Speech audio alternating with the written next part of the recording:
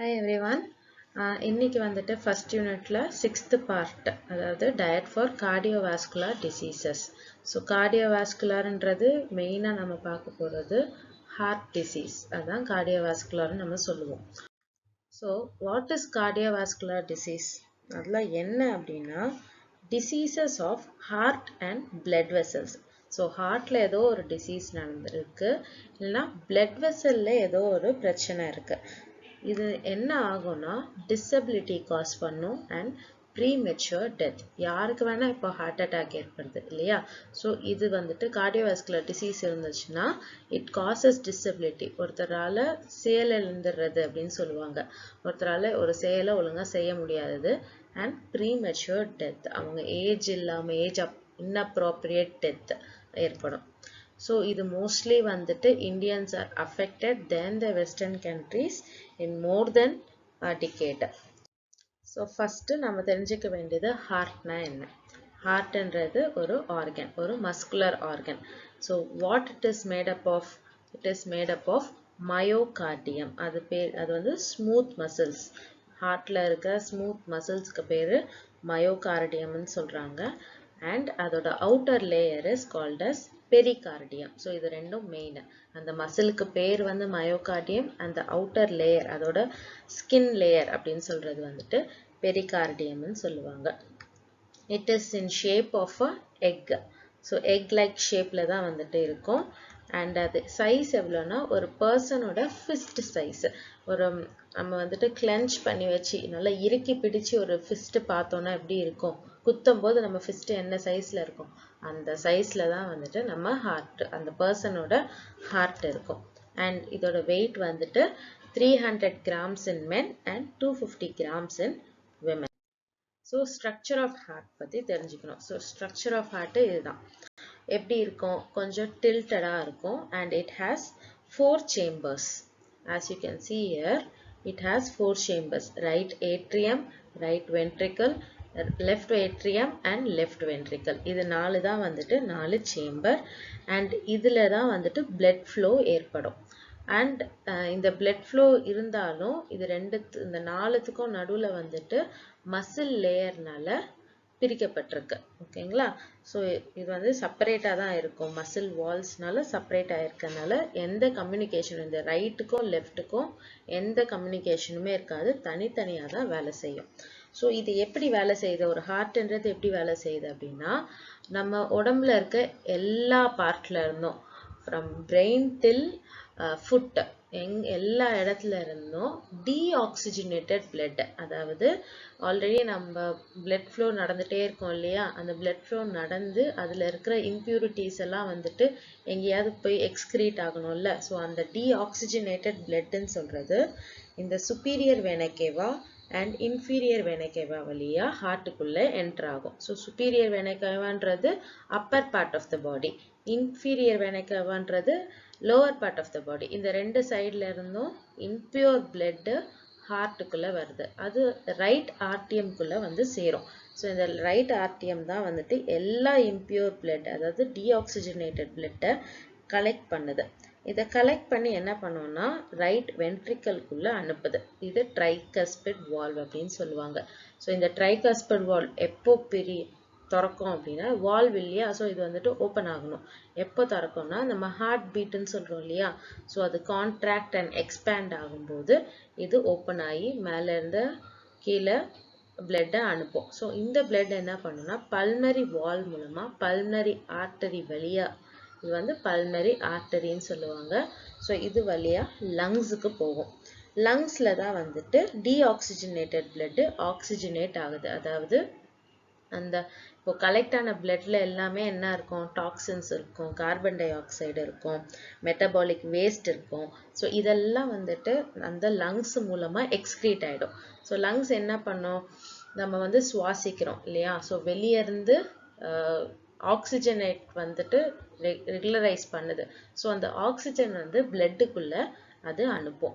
So இங்கேருந்து deoxygenated பிளட்டாக போகிற அந்த பிளட்டை லங்ஸுக்குள்ள போயிட்டு வெளியே வரும்போது இட் வில் பிகம் ஆக்சிஜனேட்டட் அதாவது பியோர் பிளட் ஆகிடும். இப்போ இந்த பியூர் பிளட் எங்க என்டர் ஆகும்னா பல்னரி வெயின். ஸோ இதுல டிஃபரன்ஸ் நீங்க என்ன புரிஞ்சுக்கணும்னா ஆர்டரின்றது யூஸ்வலா ஆக்சிஜனேட்டட் பிளட் அதாவது பியூர் பிளட் தான் வந்துட்டு எடுத்துக்கும். அதே மாதிரி வெயின்ன்றது இம்பியூர் பிளட் தான் எடுத்துக்கும்.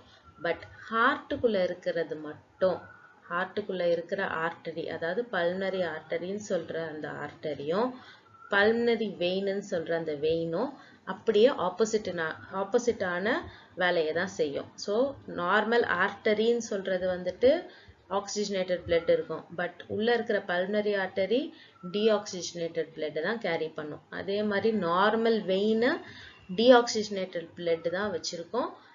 அது பல்னரி வெயினா இருக்கும்போது it becomes oxygenated blood. So இந்த ஆக்சிஜனேட்டட் பிளட் எங்க போகுது? இந்த லெஃப்ட் ஏட்ரியம்குள்ள போகும். ஓகேங்களா? இந்த வந்துட்டு மூணாவது சேம்பர். இந்த லெஃப்ட் ஏட்ரியம்குள்ள போயிட்டு பைகஸ்பிட் வால்வ் அது மூலமா லெஃப்ட் வென்ட்ரிக்கல்குள்ள போகுது. ஓகேவா? So left atrium and left ventricle மேல இருந்து கீழே போகும். ஸோ இந்த லெஃப்ட் வென்ட்ரிக்கல்ல இருந்து தான் ஃபுல்லா ஆக்சிஜனேட்டட் பிளட் எல்லாம் ஆயிடுதுக்கா. இது வந்துட்டு உடம்பு ஃபுல்லா போகணும் அப்படின்னா அது அயோட்டிக் வால்வ் அதன் மூலமா உள்ள போய் அயோட்டான்ற ஒரு பெரிய பிளட் வெசல். இந்த அயோட்டான்றது தான் இருக்கிறதுலயே பிக்கெஸ்ட் பிளட் வெசல். இந்த பிளட் வெசல் மூலமா நிறைய பிரான்ச் ஆகி ஆர்டரிஸ் கேபிலரிஸ் இதன் மூலமா பிரான்ச் ஆகி நம்ம உடம்பு பூரா ஆக்சிஜனேட்டட் பிளட் போகுது. இப்போ இந்த லெஃப்ட் வென்ட்ரிக்கலும் பல்மனரி வால்வுக்கு பிளட் அனுப்புது அண்ட் ரைட் வென்ட்ரிக்கலும் அயோட்டிக் வால்வ் மூலமா பிளட் அனுப்புது. பட் ரைட் வென்ட்ரிக்கலை விட லெஃப்ட் வென்ட்ரிக்கலோட ப்ரெஷர் வந்துட்டு ஜாஸ்தியா இருக்கும். ஏன்னா இது வந்துட்டு ஒரு ஆர்கனுக்கு தான் பிளட் அனுப்பும். பட் லெஃப்ட் வென்ட்ரிக்கல்ன்றது உடம்பு பூரா பிளட் அனுப்புது. அதனால லெஃப்ட் வென்ட்ரிக்கலோட அந்த ப்ரெஷர் வந்துட்டு கிரேட்டரா இருக்கும். ஸோ இந்த ஹார்ட் மசில்ஸ்லாம் என்ன ஆகுது? மேஜர் கொரோனரி ஆர்டரி மூலமா அதாவது இந்த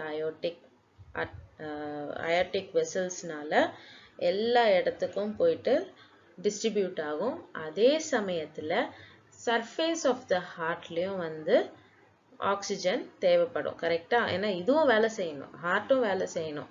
ஸோ அந்த ஹார்ட்டுக்கும் வந்துட்டு blood supply major coronary artery மூலமா டிஸ்ட்ரிபியூட் ஆகுதுன்னு சொல்றாங்க. ஸோ இதுதான் பேசிக்கா structure of the heart. So இந்த இதுல கொரோனரி பிளட் ஃப்ளோ எவ்வளோ இருக்கும் அப்படின்னு பார்த்தா 200 to 250 milliliter per minute. இது வந்து நார்மல் ஒரு ஆவரேஜான அடல்ட்டுக்கு இருக்கிற பிளட் ஃப்ளோ. ஸோ ஒரு ஹெல்த்தி பர்சன் வந்துட்டு 1 மினிட்டுக்கு எவ்ரி மினிட்டுக்கு 5 liters ஆஃப் பிளட்டை அவங்க பம்ப் பண்றாங்க. ஸோ ஹார்ட் பம்பிங் நம்ம சொல்லுவோம் இல்லையா, லப்டப்ன்ட்டு நமக்கு பம்ப் ஆகுது இல்லையா, அது எவ்வளோ ஒரு நிமிஷத்துக்கு ஆகுனா 5 liters ஆகும். ஸோ ஒரு எஃபெக்டிவ் பம்பிங்ன்றதுனால அந்த ஹார்ட் ரேட் வந்து நம்ம கண்டுபிடிக்கலாம். ஸோ ஒரு ஹார்ட் பீட் அப்படின்னும் போது 60 to 90 times அது வந்து பீட் ஆகும் per minute. ஸோ இந்த மாதிரி 60 to 90 times ஆறது தான் இந்த 5 liter blood வந்துட்டு நம்மளால சப்ளை பண்ண முடியுது. ஸோ இதெல்லாம் வந்துட்டு ஒரு எலக்ட்ரிக் இம்பல்ஸ்னால தான் அச்சீவ் பண்ண முடியுது. ஸோ இந்த ஹார்ட் வெசல்ஸ் இது எல்லாம் சேர்ந்தது தான் கார்டியோவாஸ்குலர் சிஸ்டம் அப்படின்னு சொல்லுவோம். அடுத்து கார்டியோவாஸ்குலர் டிசீசஸ். ஸோ இதுல என்ன மாதிரி டிசீஸ், என்ன மாதிரி ப்ராப்ளம் வரும் அப்படின்னு பார்த்தா ஃபர்ஸ்ட் எத்திரோஸ்க்ளரோசிஸ். அதாவது ஆர்டரிஸ் நம்ம சொல்றோம் இல்லையா, நல்ல பிளட் போற அந்த வால்வ் அதுல நேரோயிங் ஏற்படலாம். எதனால? கொலஸ்ட்ரால்னால நேரோயிங் ஏற்படலாம். ஸோ இதுதான் ஃபர்ஸ்ட் எத்திரோஸ்க்ளரோசிஸ். அடுத்தது ஸ்ட்ரோக். இதை வந்து பிரெயின் அட்டாக் அப்படின்னும் சொல்லுவோம். ஏன்னா நம்ம மேஜர் ஆர்டரி வந்துட்டு பிரெயினுக்கு பிளட் சப்ளை பண்ணும். அதுல ஏதாவது பிளாக்கேஜ் இருக்கு, அதுல வந்துட்டு அக்யூமுலேட் ஆயிடுச்சு, ஃபேட் வந்துட்டு அக்யூமுலேட் ஆகிடுச்சு அப்படின்னா அந்த டைம்ல வர்றதுதான் it is called as stroke. இதை வந்துட்டு இன்ஃப்ராக்ட் அப்படின்னும் நம்ம சொல்லுவோம். இன்ஃப்ராக்ட்ன்றது டிஷ்யூவே வந்துட்டு டெத் ஆயிடுச்சு. அதனால டிஷ்யூ டெத் ஆனா என்ன ஆகும்? பிளட் ஃப்ளோவே இருக்காது. இப்போ நம்ம கையிலேயே ஏதாவது ஒரு பார்ட் வந்து கட் ஆயிருக்கு அப்படின்னா என்ன ஆகும்னா அப்படியே கருப்பு கலர்ல தெரியும். ஏன் அப்படி தெரியுதுன்னா blood ஃபுல்லா அங்க clot ஆயிருக்கும், இல்லை ஏதோ ஒரு clotting இருக்கு. ஸோ அதனால என்ன ஆகும், அதுக்கு மேல வந்துட்டு blood flowவே இருக்காது. ஸோ டிஷ்யூ வந்துட்டு டெத் ஆயிட்டே இருக்கும். டிஷ்யூ டெத் ஆக கலர் சேஞ்ச் ஆகும். அதுக்கு பேர் தான் இன்ஃப்ராக்ட் அப்படின்னு சொல்லுவாங்க. ஸோ இதை வந்துட்டு மயோகார்டியல் இன்ஃப்ராக்ஷன் அப்படின்றது ஹார்ட் அட்டாக். நம்ம ஹார்ட்ல இருக்கிற அந்த மயோகார்டியம் இருக்கு இல்லையா, மயோகார்டியம்ன்றது ஹார்ட் மசில்ஸ், நம்ம ஆல்ரெடி படிச்சோம். ஸோ அந்த ஹார்ட் மசில்ஸ்ல வந்துட்டு பிளட் ஃப்ளோ இல்லை பிளட் நியூட்ரியன்ஸ் போய் சப்ளை ஆகல, ஆக்சிஜன் போய் சப்ளை ஆகுனா அது வந்து இன்ஃப்ராக்ஷன் காஸ் பண்ணும். அதுக்கு பேர் தான் myocardial infraction or heart attack அப்படின்றது சொல்லுவோம். ஸோ இதுதான் டிசீசஸ். அடுத்து வந்துட்டு ரிஸ்க் ஃபேக்டர்ஸ் ஆஃப் சிவிடி, அதாவது இந்த கார்டியோவாஸ்குலர் டிசீஸ் எதனால வந்துட்டு ஏற்படலாம் அப்படின்றது. ஃபர்ஸ்ட் நான் மாடிஃபையபிள் ஃபேக்டர்ஸ், இதை நம்மளால எதுவுமே பண்ண முடியாது, அது ஆட்டோமேட்டிக்கா வந்து சேரும், நமக்கு நம்மளால சேஞ்சஸ் பண்ண முடியாது அப்படின்றது தான் நான் மாடிஃபையபிள். அதுல age, sex, hereditary or family history. ஏஜ்ன்றது மோஸ்ட்லி 50 to 55 இயர்ஸ் ஓல்டு இருக்கிறவங்களுக்கு ஆட்டோமேட்டிக்கா இந்த மாதிரி சிவிடி ஏற்படுறதுக்கு நிறைய சான்சஸ் இருக்கு. அடுத்து செக்ஸ்ல வந்துட்டு men are more prone to having heart diseases than women. But விமனும் வந்துட்டு மெனோபாஸ்க்கு அப்புறம் பீரியட்ஸ்லாம் நின்ன பிறகு அவங்களோட ஓவேரியன் ஹார்மோன் வந்துட்டு கம்மி ஆயிடும், அவங்களுக்கு ஈஸ்ட்ரோஜன் ப்ரொடியூஸ் ஆகாது. அந்த டைம்ல வந்துட்டு ஹார்ட் டிசீஸ் வர்றதுக்கு சான்சஸ் இருக்கு. அதே மாதிரி ஃபேமிலி ஹிஸ்டரி, அவங்களுக்கு வந்துட்டு ஆல்ரெடி அவங்க பேரண்ட்டோ இல்லை கிராண்ட் பேரண்ட்டோ அவங்களோட ஃபேமிலியில யாரோ ஒருத்தருக்கு வந்துட்டு ஹார்ட் டிசீஸ் இருந்திருக்கு அப்படின்னா they may get heart diseases. அடுத்தது மாடிஃபையபிள். ஸோ இது வந்துட்டு நம்மளால சேஞ்சஸ் பண்ண முடியும் அப்படின்ற ஃபேக்டர்ஸ் என்னன்னா, ஃபர்ஸ்ட் பிளட் லிப்பிட்ஸ். பிளட் லிப்பிட்ஸ்ன்றது ஃபேட். ஸோ நம்ம பிளட்ல இருக்கிற ஃபேட்டோட லெவல் வந்துட்டு அதிகமாயிடுச்சு அப்படின்னா ஹார்ட் டிசீஸ் வரும். இந்த மாதிரி கொலஸ்ட்ரால், அதுக்கப்புறம் லிப்போப்ரோட்டீன்ஸ், ட்ரைக்ளிசரைட்ஸ் இதெல்லாம் ஜாஸ்தி ஆயிடுச்சு. எதனால ஆகும், நம்ம ஒழுங்கா வந்துட்டு வேலை செய்யல, பிசிக்கல் ஆக்டிவிட்டி இல்லாமல் இருக்கலாம், இல்லை ஒபீஸாக இருக்கலாம், நிறைய ஸ்ட்ரெஸ்ல இருக்கலாம், நிறைய ஆல்கஹால் கன்சியூம் பண்ணுறவங்களா இருக்கலாம், இல்லை ஸ்மோக் பண்ணுறவங்களா இருக்கலாம், நிறைய ஃபுட் இன்டேக், நிறைய ஃபேட்டி ஃபுட்ஸ் சாப்பிட்றவங்களா இருக்கலாம். ஸோ இவங்களுக்குலாம் வந்துட்டு பிளட் லிப்பிட்ஸ் அதிகமாகும். ஸோ இது ஒரு ரிஸ்க் ஃபேக்டர். ரெண்டாவது டயட்ரி ஃபேட். ஸோ நம்ம சாப்பிட்ற சாப்பாட்லேயே வந்துட்டு சேச்சுரேட்டட் ஃபேட்ஸு, கொலஸ்ட்ரால் இதெல்லாம் வந்துட்டு அதிகமாகும் போது ஆட்டோமேட்டிக்கா பிளட் கொலஸ்ட்ரால் லெவல் அதிகமாகும். ஸோ டயட்ரி ஃபேட் நிறைய எடுத்துக்கிறவங்களுக்கு கொரோனரி கார்டியோவாஸ்குலர் டிசீஸ் வர்றதுக்கு வாய்ப்பு இருக்கு. அப்புறம் ஒபிசிட்டி. ஸோ ஆப்வியஸாக எக்ஸசிவ் ஃபேட்ன்றது தான் ஒபிசிட்டி இல்லையா. ஸோ நிறைய ஃபேட் வந்து அடிப்போஸ் டிஷ்யூவில் அக்யூமுலேட் ஆகுது. அந்த மாதிரி அக்யூமுலேட் ஆகும்போது என்ன ஆகுது, அது பிளட் வெசலில் போகிறதுக்கும் வாய்ப்பு இருக்குது. ஸோ ஹைப்பர் டென்ஷன் ஏற்படலாம், பிபி வரலாம், கொலஸ்ட்ரால் நிறைய இருக்கலாம், டயபெட்டிஸ் ஏற்படலாம். ஸோ இது வந்துட்டு ஒபிசிட்டி. அதே மாதிரி நெக்ஸ்ட் ஹைப்பர் டென்ஷன், அதாவது பிபி. ஸோ பிபி இருக்கிறவங்களுக்கு இந்த கார்டியோவாஸ்குலர் டிசீஸ் வர்றதுக்கு வாய்ப்பு இருக்கு. அதே மாதிரி டயபெட்டிஸ் மிலிட்டஸ், சுகர் நிறைய இருக்கவங்களுக்கு டபுள் த சான்ஸ் இருக்கு. அண்ட் ஸ்மோக்கிங், நிறைய பேர் வந்து ஸ்மோக் பண்றதுனால அவங்க ஹார்ட்ல ப்ராப்ளம் வரலாம், லங்ஸ்ல ப்ராப்ளம் வரலாம். ஸோ லங்ஸ்ல ப்ராப்ளம் வரும்போது என்ன ஆகும், ஹார்ட்ல இருந்தானே லங்ஸ்ல போயிட்டு பியூரிஃபை ஆகி வருது. ஸோ அந்த பியூரிஃபிகேஷன் ப்ராசஸ் நடக்காததுனால கூட ஹார்ட்ல வந்துட்டு ப்ராப்ளம் வர்றதுக்கு வாய்ப்பு இருக்கு. Next physical inactivity. ஒரு செடன்டரி லைஃப் இருக்கிறவங்களுக்கு பாடி ஃபேட் நிறைய இருக்கும் அண்ட் கொலஸ்ட்ரால் லெவல் அதிகமாக இருக்கும், பிளட் ப்ரெஷர் அதிகமாக இருக்கலாம். ஸோ இதெல்லாம் வந்துட்டு chances of getting heart diseases. அதே மாதிரி ஸ்ட்ரெஸ், ரொம்ப பயப்படுறவங்க, ரொம்ப டிப்ரெஸ்டாக இருக்கிறவங்க, ஆங்ஸைட்டி படப்படன்னு இருப்பாங்க, சோஷியல் சப்போர்ட் நமக்கு யாருமே சப்போர்ட் இல்லை அப்படின்ட்டு யோசிக்கிறவங்க, இவங்களுக்குலாம் வந்துட்டு பிளட் ப்ரெஷர் வந்துட்டு ஆட்டோமேட்டிக்காக ரைஸ் ஆகும். பிளட் ப்ரெஷர் ரைஸ் ஆக ஹார்ட்ல வந்துட்டு ப்ராப்ளம் ஏற்படலாம். இதெல்லாம் தான் ரிஸ்க் ஃபேக்டர்ஸ் அப்படின்னு சொல்லுவோம். அடுத்தது blood lipids and CVD. இப்போ நம்ம ஆல்ரெடி பார்த்தோம் blood lipidsன்றது என்னது, ஃபேட் வந்துட்டு நம்ம பிளட்ல வந்து சர்க்குலேட் ஆகிட்டே இருக்கும். ஸோ அதுதான் வந்துட்டு நம்ம blood lipidsன்னு சொல்லுவாங்க.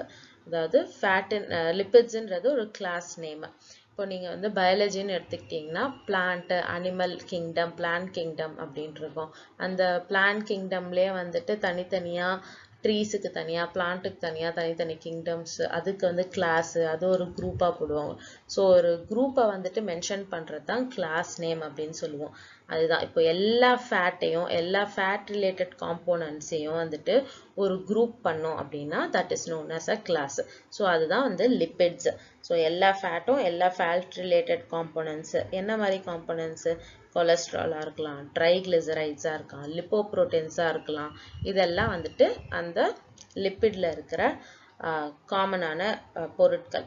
ஸோ இந்த லிப்போப்ரோட்டீன்ஸே வந்துட்டு LDL அண்ட் HDL னு பிரிக்கலாம். So cholesterol, triglycerides and lipoproteins.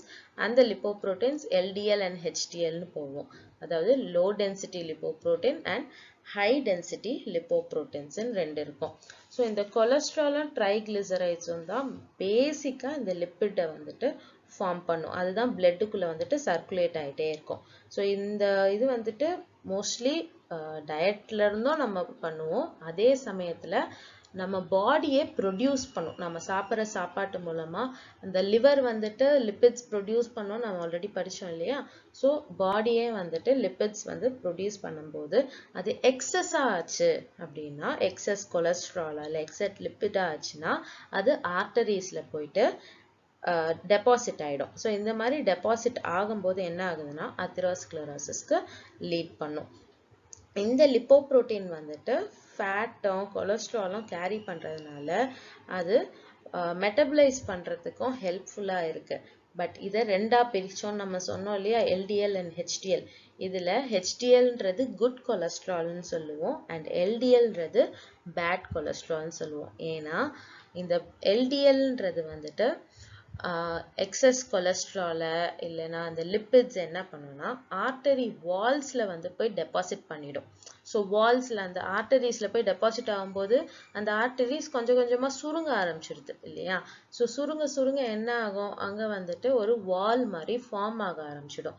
So இதனால தான் வந்துட்டு LDL பேட் கொலஸ்ட்ரால்னு சொல்கிறோம்.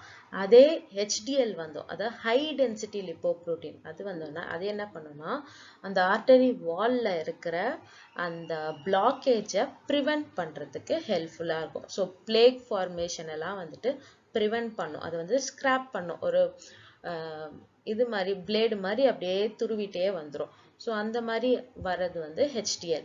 அப்படியே complete opposite of LDL. So அதனால தான் HDL வந்து குட் கொலஸ்ட்ரால் அப்படின்னு சொல்லுவோம். ஸோ எப்போவுமே வந்துட்டு HDL இருக்கிற குட் கொலஸ்ட்ரால் இருக்கிற ஃபுட்டை வந்து நம்ம சாப்பிட்றது it prevents against heart disease அப்படின்னு சொல்கிறாங்க. ரொம்ப LDL வந்துட்டு நம்ம சாப்பிடக்கூடாது. அடுத்து வந்து பிரின்சிபல்ஸ் ஆஃப் டயட். ஸோ அத்தெரோஸ்க்ளரோசிஸ்க்கு என்ன மாதிரி டயட் கொடுக்கலாம் அப்படின்னா low to moderate calorie. So calorie content வந்து நார்மலாக கொடுக்கணும். அடுத்தது மாடரேட் ஃபேட். ஸோ ஃபேட் வந்துட்டு கொடுக்கணும் பட் மாடரேட் அமௌண்ட்டாக. என்ன மாதிரி ஃபேட் கொடுக்கலாம், சேச்சுரேட்டட் ஃபேட்டை வந்து கம்மி பண்ணிட்டு கொலஸ்ட்ரால் அதெல்லாம் வந்துட்டு கம்மி பண்ணிட்டு unsaturated fat, அதாவது unsaturated fatty acids, poly unsaturated fatty acids, இந்த மாதிரி ஃபேட்ஸ் எல்லாம் வந்து நிறைய கொடுக்கலாம். ஏன் அப்படி கொடுக்குறோம்னா சேச்சுரேட்டட் ஃபேட்லேயும் கொலஸ்ட்ரால்லையும் LDL லெவல் வந்து ஜாஸ்தியாக இருக்கும். அதே mono unsaturated fatty acid, poly unsaturated fatty ஆசிட்லாம் வந்து HDL லெவல் வந்து அதிகமாக இருக்கும். ஸோ அதுதான் சொல்கிறாங்க லெஸ் சேச்சுரேட்டட் ஃபேட் வந்து கொலஸ்ட்ரால், ஹை சேச்சுரேட்டட் ஃபேட் வந்துட்டு ஹை இன் சேச்சுரேட்டட் ஃபேட் வந்து mono unsaturated fatty acid and poly unsaturated fatty acid. இதில் வந்துட்டு LDL நிறைய இருக்கும், இதில் HDL அதிகமாக இருக்கும். அந்த மாதிரி ஃபேட் தரணும். அடுத்து லோ கார்போஹைட்ரேட் கொடுக்கறது நல்லது அண்ட் நார்மல் ப்ரோட்டீன். ஏன்னா வந்து நார்மல் ப்ரோட்டீன் கொடுக்கும்போது அது மசில் டிஷ்யூ ரீஜெனரேஷனுக்கு ஹெல்ப் பண்ணும் அண்ட் ஹை ஃபைபர் கொடுக்கணும். Next dietary management. So energy எந்த லெவலுக்கு கொடுக்கணும், எவ்வளோ இன்டேக் இருக்கோ அதே அளவுக்கு எக்ஸ்பெண்டிச்சரும் இருக்கணும். நம்ம எந்த அளவுக்கு வேலை செய்கிறோமோ அந்த அளவுக்கு ஃபுட்டு கொடுத்தா போதும். அதை விட கம்மியாகவோ இல்லை அதை விட அதிகமாகவும் கொடுக்கணும்னு அவசியம் இல்லை. பட் கேலரிக் இன்டேக்கு வந்துட்டு ரெடியூஸ் பண்ணிட்டு ஃபிசிக்கல் ஆக்டிவிட்டியை இன்க்ரீஸ் பண்ணால் ஃபேட் டெபோசிஷன் வந்துட்டு கம்மியாகிறதுக்கு நிறைய சான்சஸ் இருக்குது. Next fat. ஸோ ஃபேட் வந்துட்டு டோட்டல் கேலரியில் 25%க்கு மேலே தரத்துக்கு அவசியம் இல்லை. So not exceed 25% of total calorie. இதில் என்ன மாதிரிலாம் கொடுக்கலாம் அப்படின்னா சேச்சுரேட்டட் ஃபேட் அது வந்துட்டு ரெஸ்ட்ரிக்ட் பண்ணும். சேச்சுரேட்டட் ஃபேட்டில் வந்துட்டு 7% தான் கொடுக்கணும். That is seen in animal food and process food. So இதெல்லாம் அவாய்ட் பண்ணுறது நல்லது. அடுத்து mono unsaturate fatty acid MUFA அப்படின்னு சொல்லுவாங்க. அது 20%. இது என்ன பண்ணுன்னா reduce cholesterol and maintain HDL level. So HDLன்றது நல்ல கொலஸ்ட்ரால். அந்த லெவலை வந்துட்டு மெயின்டைன் பண்ணுறதுக்கு மோனோ அன்சாச்சுரேட்டட் ஃபேட்டி ஆசிட் கொடுக்கலாம். அது எதில் இருக்குன்னா groundnut oil, soybean oil, olive oil and nuts இதெல்லாம் கொடுக்கறது நல்லது. அதே சமயத்தில் polyunsaturated fatty acidum தரலாம். That is not more than 10%. இதில் வந்துட்டு N3 fatty acid and N6 fatty acid இருக்கு. இதை வந்து நம்ம என்ன சொல்லுவோம்னா omega 3 fatty acid, omega 6 fatty acid. ஃபிஷ்லலாம் நிறைய பார்க்கலாம். இதை ஃபிஷ் சாப்பிட்றவங்கலாம் சொல்லுவாங்க omega 3 fatty acid நிறைய இருக்குது. நம்ம நிறைய அட்வர்டைஸ்மெண்ட்டில் கூட பார்ப்போம். ஸோ இதில் ஃபிஷ் ஆயில், ஃப்ளாக்ஸீடு, வால்நட்ஸ் இதெல்லாம் வந்து இருக்குது. ஸோ இது என்ன பண்ணோம்னா ட்ரைக்ளிசரைட் லெவலை வந்துட்டு ரெடியூஸ் பண்ணும் பிளட்டில். அடுத்தது டயட்ரி கொலஸ்ட்ரால். இது வந்துட்டு கம்மியாக தரணும். அதாவது 200 mg per day. இது வந்து எக் யோக்கு, ஆர்கன் மீட் இதெல்லாம் கம்மி பண்ணிக்கிட்டா it is better. And trans fat வந்துட்டு 1%க்கு மேலே இருக்கக்கூடாது. டிரான்ஸ் ஃபேட்டுன்றது மோஸ்ட்லி நம்ம எங்கே பார்ப்போம்னா ஃபாஸ்ட் ஃபுட்ஸ். ஏன்னா என்ன ஃபேட் திரும்ப திரும்ப அந்த ஆயில் யூஸ் பண்ணுவாங்க. திரும்ப திரும்ப ஒரே இதை வந்துட்டு பேட்டர் யூஸ் பண்ணி செய்வாங்க. ஸோ அதுதான் baked foods, fast foods, fried foods இதெல்லாம் வந்துட்டு இன்டேக் கம்மியாக இருக்கணும். அடுத்து நம்ம பார்க்குறது கார்போஹைட்ரேட். ஸோ கார்போஹைட்ரேட் லெவலும் வந்து 55% ஆஃப் டோட்டல் கேலரிஸ் கொடுக்கலாம். அதுவும் வந்துட்டு ஹோல் கிரெயின்ஸாக கொடுக்கறது ரொம்ப நல்லது. ஏன் ஹோல் கிரெயின்ஸாக கொடுக்கணும்னா அவ்வளோ சீக்கிரமாக அது டைஜஸ்ட் ஆகாது. டைஜஸ்ட் இன் த சென்ஸ் அவ்வளோ சீக்கிரம் மெட்டபிளைஸ் ஆகாது. சீக்கிரம் மெட்டபிளைஸ் ஆகுதான் என்ன ஆகுதுன்னா ஃபேட் அக்யூமுலேஷன் வந்து ஜாஸ்தி ஆகுது. ஸோ ஹோல் கிரெயின்ஸாக கொடுக்கும்போது கொஞ்சம் கொஞ்சமாக தான் செரிமானம் ஆகும்.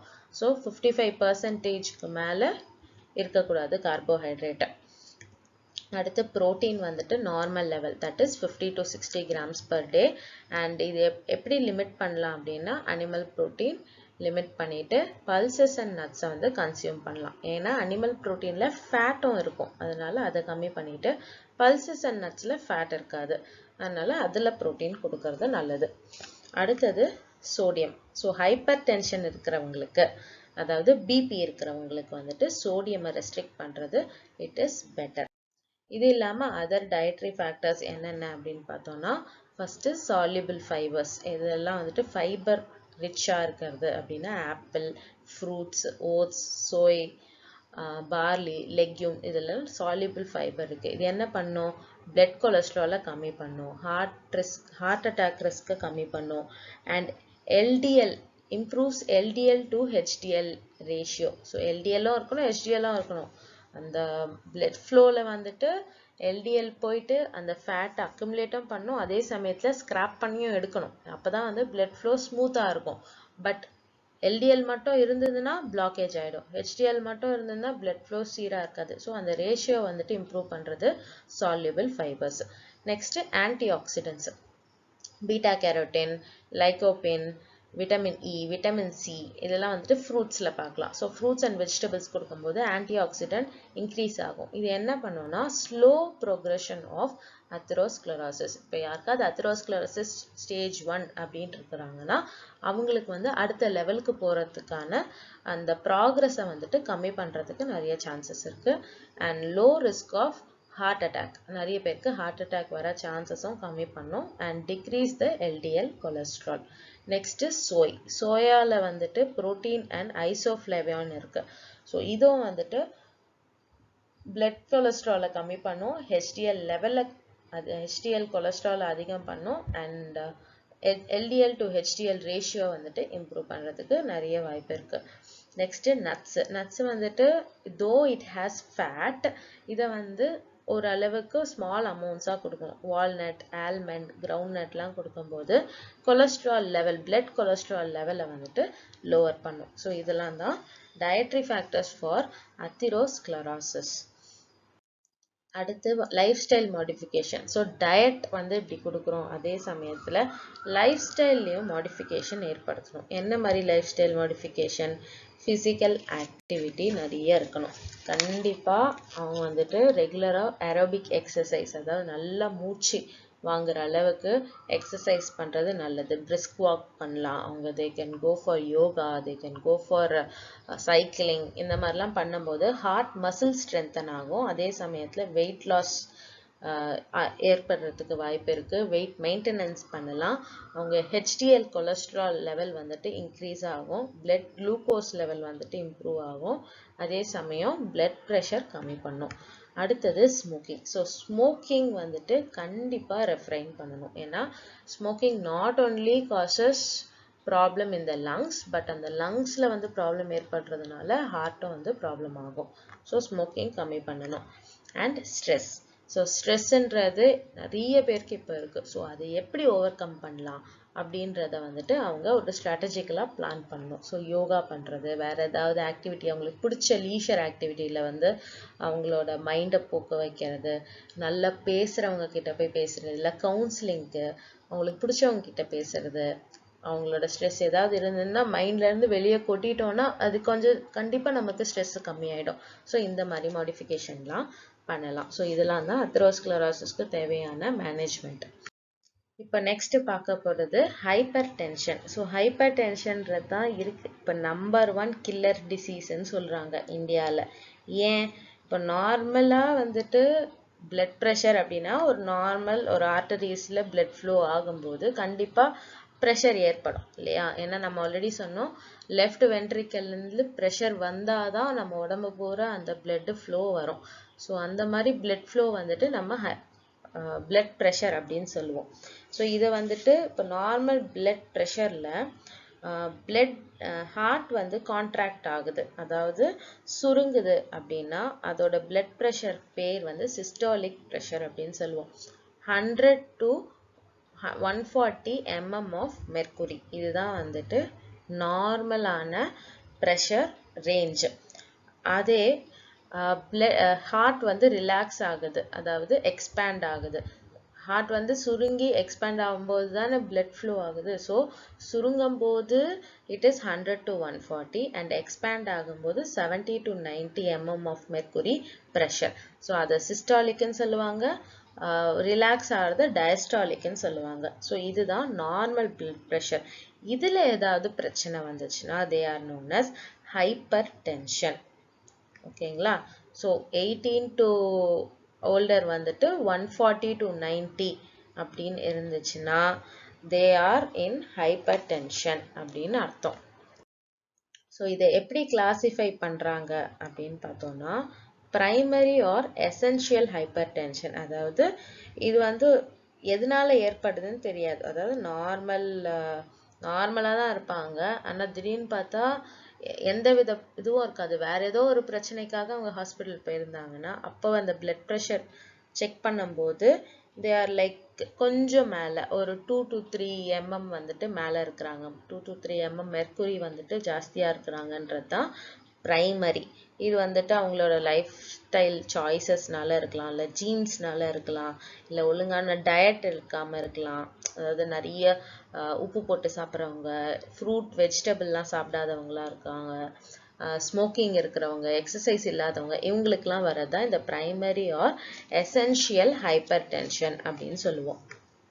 அடுத்தது செகண்டரி ஹைப்பர் டென்ஷன். ஸோ இதில் என்ன ஆகும்னா கொஞ்சம் வந்துட்டு இன்க்ரீஸ் ஆகும். ஸோ இவங்களுக்கு தான் இப்போ கிட்னி டிசீஸ் இருக்கிறவங்களுக்கு வந்துட்டு செகண்டரி ஹைப்பர் டென்ஷன் இருக்கிறதுக்கு நிறைய சான்சஸ் இருக்கு. மூணாவது ஸ்டேஜ் 1 ஹைப்பர் டென்ஷன். ஸோ இப்போ தான் வந்துட்டு நம்ம அந்த பிளட் ப்ரெஷர் மீட்டரில் எடுத்து பார்க்கும்போது we will know how much of the blood pressure they are having.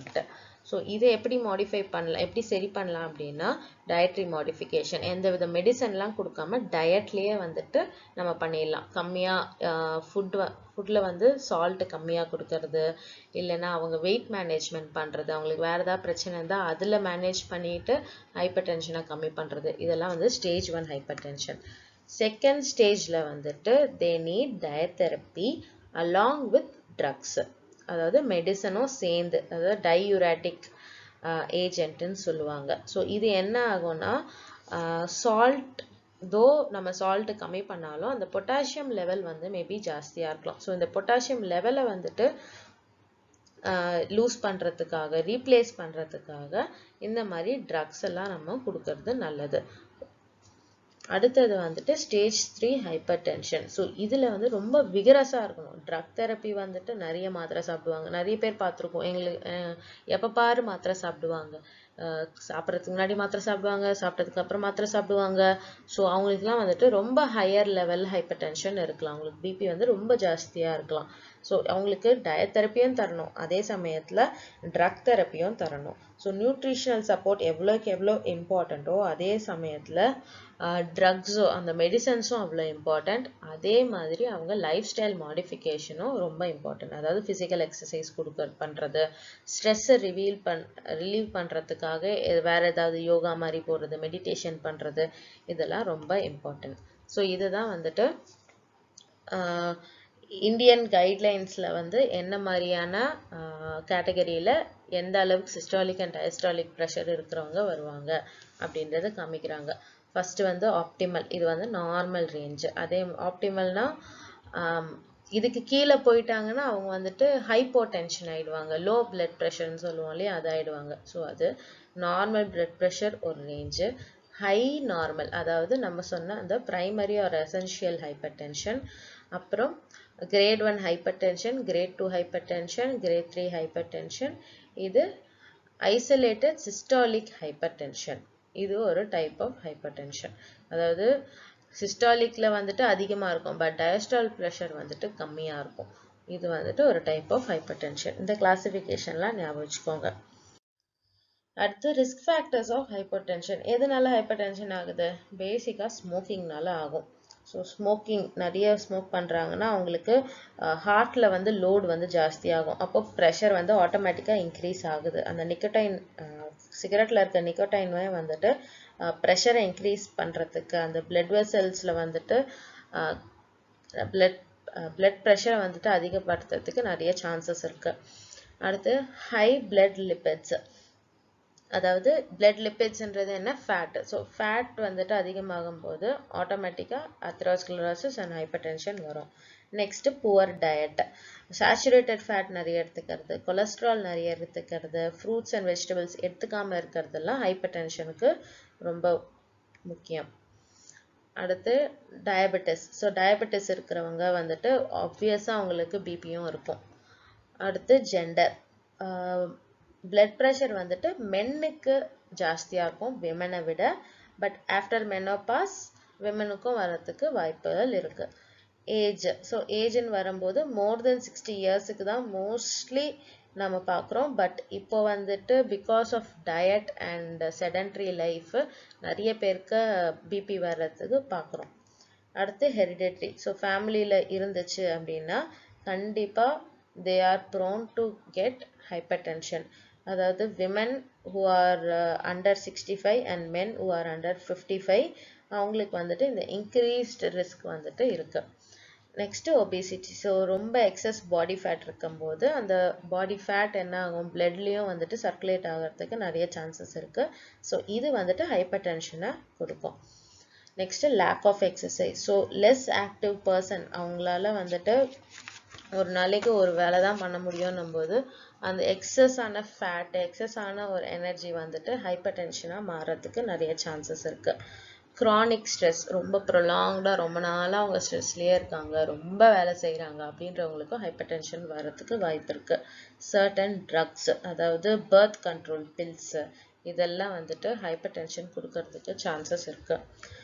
அப்புறம் கஃபைன், நிறைய காஃபி குடிக்கிறவங்க எப்போ பாரு வந்துட்டு எது இருந்தாலும் காஃபி குடிப்பாங்க. ஸோ அந்த கஃபைனுன்ற அந்த சப்ஸ்டன்ஸ் வந்துட்டு பிபி இன்க்ரீஸ் பண்ணுறதுக்கு நிறைய சான்ஸ் கொடுக்கும். அடுத்து principles of diet. First low calorie diet கொடுக்கணும், low fat diet, low sodium and normal protein. Protein ஏன் நார்மலாக கொடுக்குறோன்னா நம்ம ஆல்ரெடி சொன்ன மாதிரி டிஷ்யூ ரீஜென்ரேஷன், மிச்சம் எல்லாமே லோவாக தான் இருக்கணும். Next dietary management. So dietary management எடுத்தால் நம்ம என்ன சொல்லுவோம்? ஃபஸ்ட்டு எனர்ஜி பற்றி. ஸோ எனர்ஜி வந்துட்டு எவ்வளோ இருக்கணும்னா கேலரி ரெஸ்ட்ரிக்ஷனோடு இருக்கணும். ஏன்னா வெயிட் லாஸ் கொடுக்கறதுக்காக நம்ம வந்து ஓவர் வெயிட் ஒபீஸ் பீப்புள் இருக்காங்க அப்படின்னா அவங்களுக்கு வெயிட் லாஸை வந்துட்டு எய்ட் பண்ணுற மாதிரி இருக்கணும். அண்ட் இதனால என்ன ஆகும்னா பிளட் ப்ரெஷர் வந்து ரெடியூஸ் ஆகும் அண்ட் எல்டிஎல் லெவலும் வந்துட்டு ரெடியூஸ் ஆகும். ஸோ வெயிட் லாஸ் தெரப்பி கொடுக்கும்போது என்ன ஆகும்னா நாட் ஜஸ்ட் ட்ரக் தெரப்பி, நம்ம வந்துட்டு டயட்லேயும் வந்துட்டு இதை கண்ட்ரோல் பண்ண முடியும்.